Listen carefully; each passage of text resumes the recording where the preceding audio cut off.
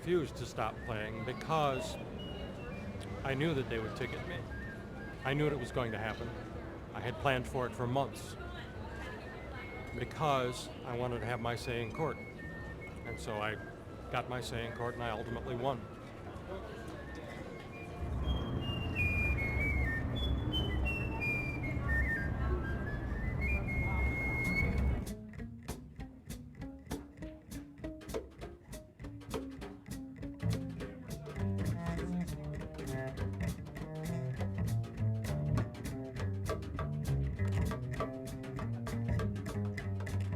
The only person who has come up to me who works here as a vendor came up and started screaming at me. Said, "I hate you. Everyone out here hates you. I hear you every day and I hate it." And I just smiled and waved at him.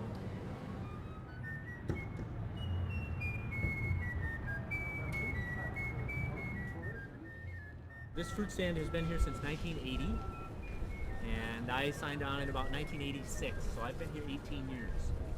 Those people who go by just 5 minutes at a crack, you know, it's fine, whatever song he's playing, it doesn't really matter. But you know, there's only so many times you can listen to the Flintstones themes on a piccolo before you want to tear your own hair out.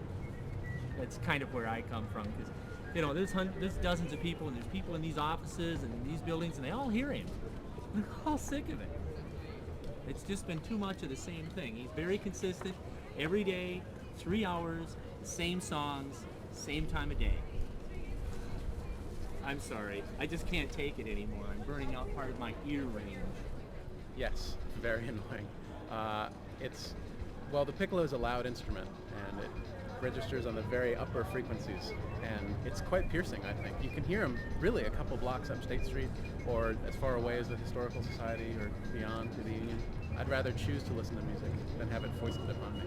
One of Mr. Ryan's own witnesses did testify that if he had to listen to it for 2 hours a day, it would bug the hell out of him, too. I thought he was sort of ridiculous. The orangeness, including the hair and the beard at times, and I was irritated, honestly. I find the piccolo to be an annoying instrument. People come up to me all the time telling me how much they love what I do. Every day.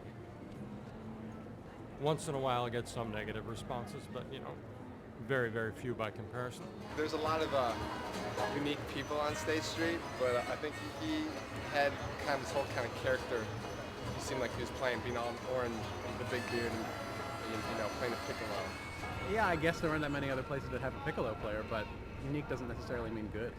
He's driving me nuts after 2 weeks, and I don't know. This has been an ongoing thing for 2 years. I don't understand why he just can't move on and let other musicians. I was told that other musicians even try to come down here. He'll play right next to him and drive them away. I don't know. I just don't think it's fair. We're only allowed certain spots, and we only have electricity given to us. We have to be next to an electrical post.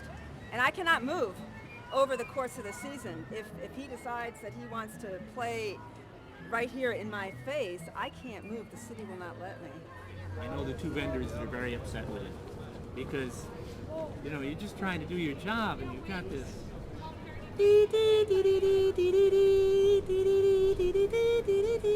which is okay when you've got the entire orchestra to lead up to the piccolo, but it's just not a piccolo.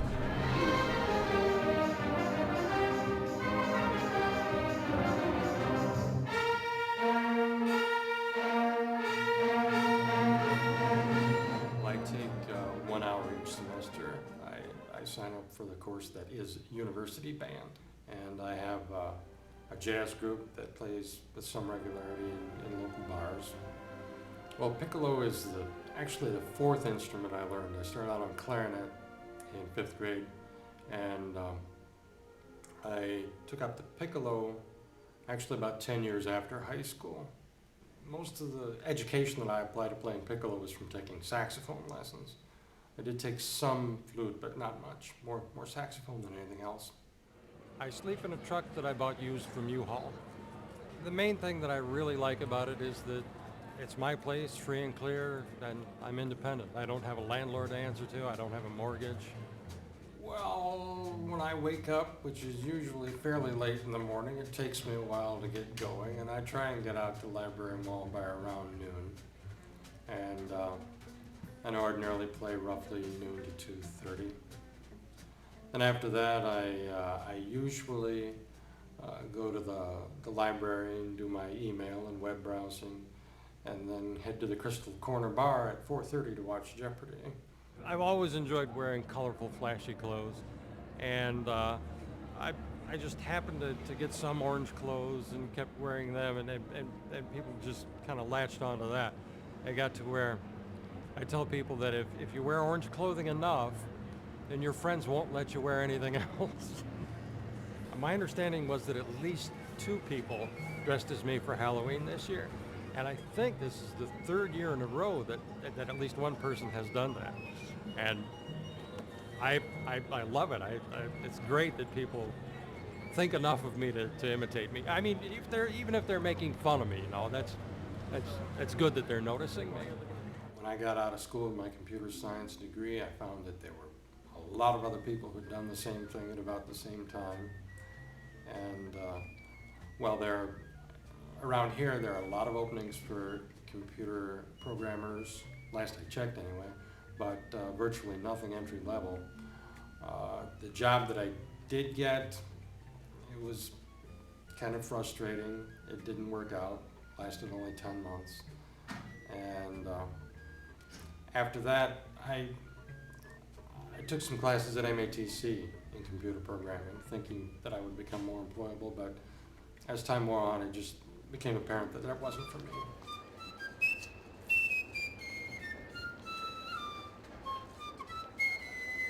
Today I made over $38, which is well above average. I've made as little as, well, if it rains, you know, I'll hardly make anything and I'll have to quit early. On a fairly slow day, I might make around $12, $13. And yes, this is the major source of my income. All my income is from playing music. I play some in other venues. I of course have my jazz group, but most of it comes from playing here. We got together in the spring of 2001, I believe it was, and it was some guys that I met by sitting in with them at a regular weekly gig that they had. It's me plus piano, bass, and drum set. And one of the guys in the band said, well, why don't you see about booking some gigs with us? So I thought, okay, I've got a band, and there it was. I used to describe it as straight ahead jazz, but now I like to call it fun jazz. Because we do like to have fun. We do a lot of novelty kind of songs that go over well.